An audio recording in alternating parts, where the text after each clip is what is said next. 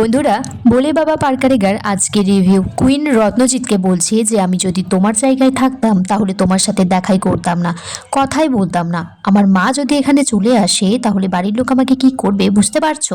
ঠিক তখনই কুইনের মা সেখানে চলে আসে। বলে, কে এই ছেলেটা? কুইন বলছে, আমার কলেজের বন্ধু, ওর নাম রত্নজিৎ। বলছে, তুমি এখানে কি করছো? রত্নজিৎ তখন বলছে যে বাকি বন্ধুরাও তো এসেছে, তাই আমিও এসেছি কুইনের বিয়ে দেখবো বলে। কুইনের মা তারপর রত্নজিৎকে বলছে, আমি ক্যাটারারকে বলে দিচ্ছি তোমার জন্য একটা খাবারের প্যাকেট রেডি করে দেবে, ওটা নিয়ে তুমি বাড়ি চলে যেও। কুইনের একটু পরেই বিয়ে, ওখানে বিয়ের আসর বসেছে। রত্নজিৎ বলছে, আপনি তো আমার মায়ের বয়সী, আপনাকে একটা খবর দিতে এলাম, আমি তো চাকরিটা পেয়ে গেছি। কুইনের মা বলছে, চাকরি পেয়েছো, খুব ভালো কথা, এবার একটা মেয়ে দেখে বিয়ে করে নাও, আমার মেয়েকে বিরক্ত করা বন্ধ করো। কুইনের মা বলছে, আমি আমার মেয়ের জন্য অনেক দূর যেতে পারি, তুমি তো চাও না যে আমি থানা পুলিশ করি। রত্নজিৎ তারপর কুইনকে বলছে যে তুমি ভালো থেকো, আমার জীবনের দরজা তোমার জন্য বন্ধ করে দিলাম। তারপর সে সেখান থেকে চলে যায়। কুইনের মা কুইনকে বলছে, তুমি কাঁদছো কেন?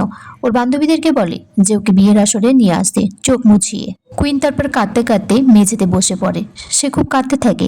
এদিকে কুইনের মা কুইনের বাবাকে ডাকছে, বলছে একটু কথা আছে, শুনে যাও। কুইনের ঠাম্মি বলছে যে বৌমা, এখন আবার তোমার কিসের কথা আছে? বলছে, সংসারের কথা তো সবার সামনে তো বলা যায় না, তাই একটু ডাকছিলাম। কুইনের মা কুইনের বাবাকে বলে যে সেই ছেলেটা এসেছিল, যে কুইনের সাথে একটু সম্পর্ক ছিল যার, সে বলতে এসেছে সে তার চাকরিটা পেয়ে গেছে, তুমি একটু চোখ নাক মুখ খোলা রেখো। কুইনের বাবা বলছে, আমি তো এখানে মেয়েকে সম্প্রদান করব, সামনেই থাকবো, ছেলেটা যদি কোনোভাবে তার বাড়ির লোককে জানিয়ে কিছু বলে বা ঝামেলা করে তাহলে কিন্তু আমরা থানা পুলিশ করব। কুইনের বাবা বলছে যে এত ভালো সম্বন্ধ, এত ভালো বর ঘর তোমার মেয়ের জন্য পেয়েছি, এই বিয়েটা কিন্তু যেভাবেই হোক সম্পূর্ণ করতে হবে। কুইনের মা বলছে যে মেয়েটাকে কতবার বারণ করেছিলাম যে ছেলেটার সাথে কোনো সম্পর্ক না রাখতে, দেখো ছেলেটা সে এখানে এসে হাজির হয়েছে। তারপর কুইনের বাবা কুষঞ্জনকে বলছি যে বরকর্তা তো আপনি হয়েছেন। বলছে, না না, বরকর্তা বলতে আমার এই মেজদা, আমার বরদা সে তো কোন পাহাড়ে পাহাড়ে ঘুরে বেড়াচ্ছে, কবে আসবে তার তো কোনো ঠিক নেই, এখন মেজদাই আমার কাছে বড়।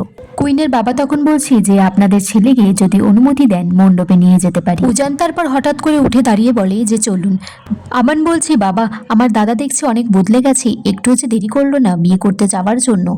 মা তো খুব চিন্তা করছিল যে ছেলেটা রাগ না দেখায়, সেখান থেকে চলে না যায়, এখন তো দেখছি বিয়ের আগেই অনেকটা পরিবর্তন হয়ে গেছে। তারপর আমানকে বলছে, তুই ছ্যাবলামো করাটা কিন্তু বন্ধ কর। আমান বলছে, দাদা তুই কিন্তু আমার সাথে এইভাবে কথা বলবি না, আমার কিন্তু বিয়ে হয়ে গেছে।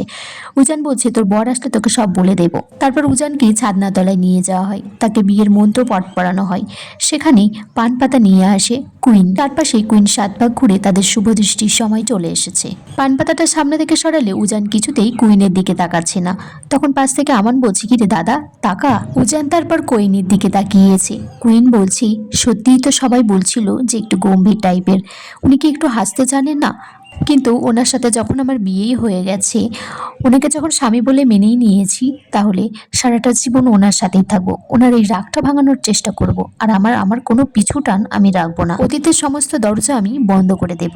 শতরূপা তারপর কুইনকে বলছে যে আমাদের উজান আবার এই শান্তশিষ্ট বউ পছন্দ করে, তোমাদের উপর কিন্তু আমাদের অনেক ভরসা আছে। উজান আর কুইনের মালা বদলের পর্ব, তারা একে অপরকে মালা পরিয়ে দিয়েছে। তিতিরের বাবা বলছে মেয়েটা কিন্তু খুব শান্ত।